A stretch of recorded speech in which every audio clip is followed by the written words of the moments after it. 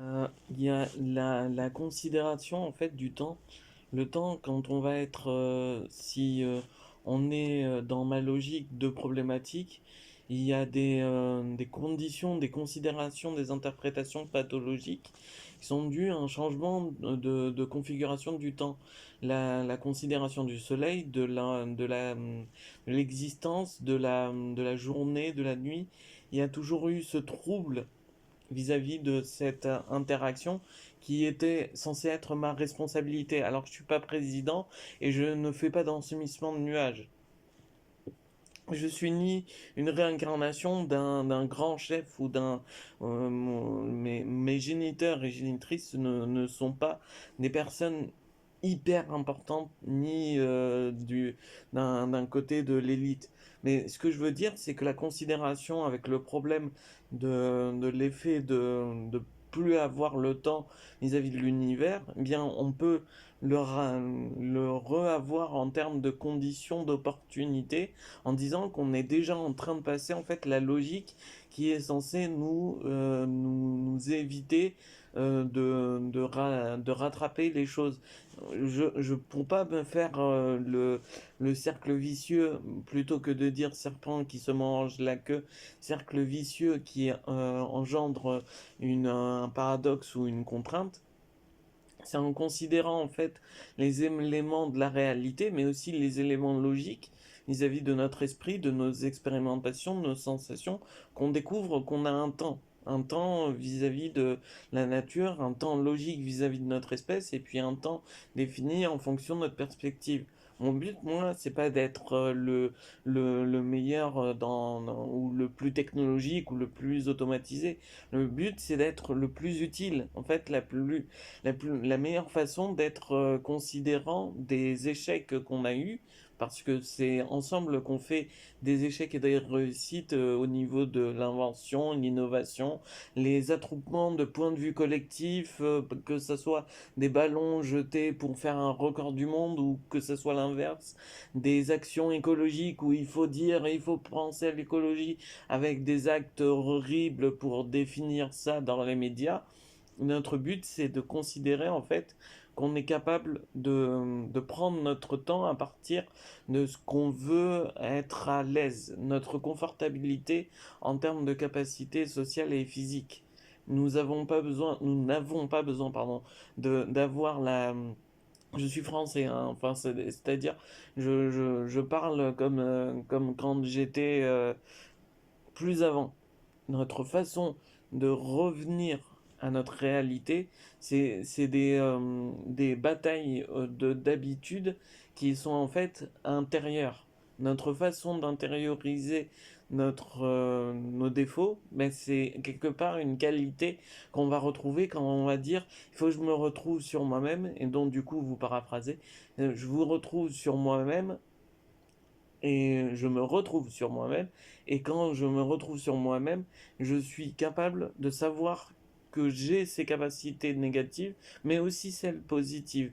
Et c'est pour ça que quand vous avez de la discussion, de l'information psychologique, de l'utilisation de la logique de votre phrase, vous avez une imprégnation, une volonté, une implication, et vous vous rappelez plus de ce que vous dites quand vous vous impliquez en vous disant ça me paraît intéressant, que quand vous vous dites ça me paraît idiot ou inconvenant, et donc du coup je ne suis pas capable d'impliquer mon cognitif. Par exemple, une explication trop longue, ça va être beaucoup d'arguments sur beaucoup de choses en même temps. Des exemples, des dates, des histoires, des interactions sociales, des émotions, ça va être le ton de la voix, la diction. Donc c'est toujours cette même cohérence. Nous sommes l'habitude qui nous permet d'être confortable avec nos échecs et nos réussites tout en essayant dans d'autres domaines de prendre des risques qui vont nous permettre de réussir ou d'échouer. Vous savez, il y a des gens qui sont plus malades que moi, ils sont plus en mauvaise forme, en mauvaise situation, en mauvaise santé, et ils ont un esprit beaucoup plus sain. Le but, c'est pas de devenir directement la réincarnation, la reconnaissance de vie avec l'Esprit Saint, le corps saint et toute la perfection de ce qu'on peut entendre et dire de la vie au quotidien. Notre but, c'est d'être nous-mêmes en nous bataillant sur notre personnalité pour avoir la considération d'être meilleur chaque jour, chaque fois. Et c'est pas en disant j'ai beaucoup de choses à régler en termes de petits problèmes que on va dire mais j'ai réussi à régler des problèmes, donc du coup je suis meilleur que moi-même du précédent. C'est pour ça que vous avez la considération de dire quand vous êtes vous-même impliqué dans vos émotions positives, dans vos addictions ou dans vos émotions négatives, vous savez défaire ces liens. Et il n'y a pas besoin une grande histoire ou une grande personnalité. D'ailleurs, moi, je conseille à toutes les personnes qui ont vécu la mauvaise, la tristesse, la dépression, toutes ces périodes de ne pas en faire un élément qui doit être habituel pour être la figure médiatique. Vous êtes né dans une bonne famille, c'est tant mieux. On ne va pas vous critiquer parce que vous êtes né dans une bonne famille. Vous êtes né dans un quartier, ben vous faites au moins avec les éléments qu'il y a dans la société à côté de chez vous. Vous êtes né en campagne, c'est pas pour autant que vous parlez à des chèvres et que vous représentez l'idiot ou le berger dans n'importe quelle situation. C'est pour ça que nous avons en fait des étapes où nous devons simuler et stimuler parce que quand nous sommes incapables de discuter convenablement, s'il n'y a pas le lien d'action-réaction, c'est sûr que la personnalité de la personne n'avancera pas et ni la personnalité des autres n'avanceront pas par la personnalité qui sera composée avec. C'est-à-dire, ça sert à rien de se faire des ennemis quand on veut discuter dans un groupe social. On ne veut pas avoir des sujets de conversation contre des ennemis si on veut être en train de passer un bon moment et avec un groupe qui a de la conversation. Et puis surtout, c'est plus intéressant d'être captivé que d'être sous la peur, sous la crainte vis-à-vis d'autres personnes. Même s'il faut faire ses preuves, que ce soit dans le milieu du travail, comme par exemple, où vous n'êtes pas forcément avec des amis ou avec des ennemis, mais où vous êtes avec des personnes et vous êtes obligé de répondre et de prendre en considération, eh bien c'est pareil, vous avez la capacité de dire en fonction de votre estimation, je suis meilleur, ou ça c'est intéressant, ou je suis moins bon, mais ça ne sert à rien de dire en écrasant l'autre, je suis meilleur que lui, donc du coup je fais ma justice, ma loi, ma fonction, je joue avec lui dans sa façon de penser. C'est pas quelque chose qui n'est pas euh, sain, et c'est ni une utilité, parce que vous n'êtes pas un chat. Vous n'avez pas envie d'être la marionnette, ni d'être le marionnettiste, parce que c'est pas non plus la flexibilité la plus saine pour exprimer des émotions vis-à-vis d'une personne. Manipuler quelqu'un, c'est un côté plus toxique que si vous étiez en train d'échanger à cœur ouvert au niveau de votre propre personnalité. Parce qu'au final, quand vous échangez avec quelqu'un, c'est pour apprendre plus sur vous-même. Donc du coup, vous considérez cet élan en fait, cette évolution. Les manipulateurs, les pervers narcissiques et les femmes ou les hommes qui considèrent que la société est faite de perversion et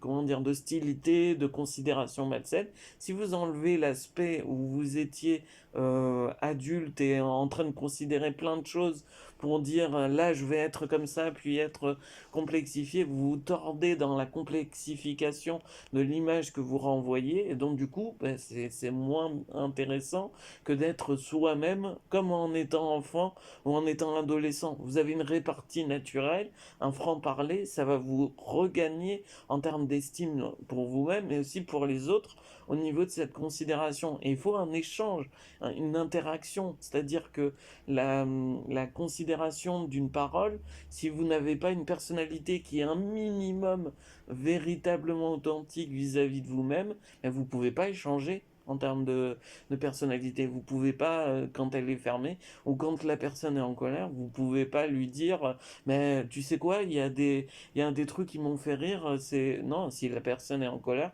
mais tu ne peux pas. T'es authentiquement dans la volonté de calmer et de prendre sa période pour que ça revienne petit à petit sur des bases où vous vous sentez, surtout si la personne est moins mature, vous vous sentez équilibrés les uns avec les autres. On apprend tous, à tout âge.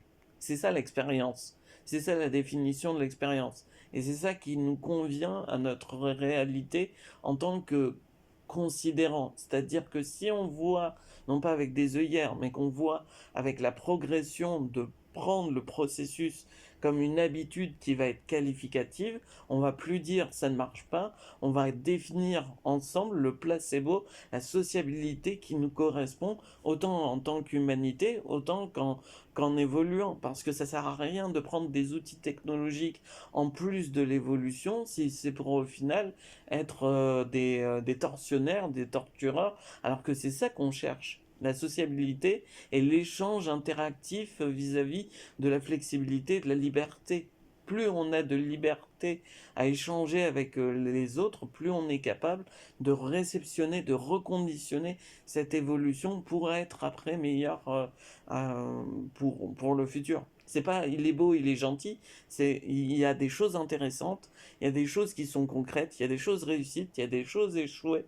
Notre but c'est d'aller là et cette condition de construction de pensée, elle a le sens de vous indiquer que c'est autant valable que pour moi, que pour vous, que pour les enfants des enfants des enfants, que pour la réalité que d'une autre humanité ou d'une autre espèce qui sera peut-être plus intelligente que nous parce que on est toujours surpris parce qu'on ne sait pas encore de notre temps. Donc ça, c'est des définitions à émettre en volonté dans le futur.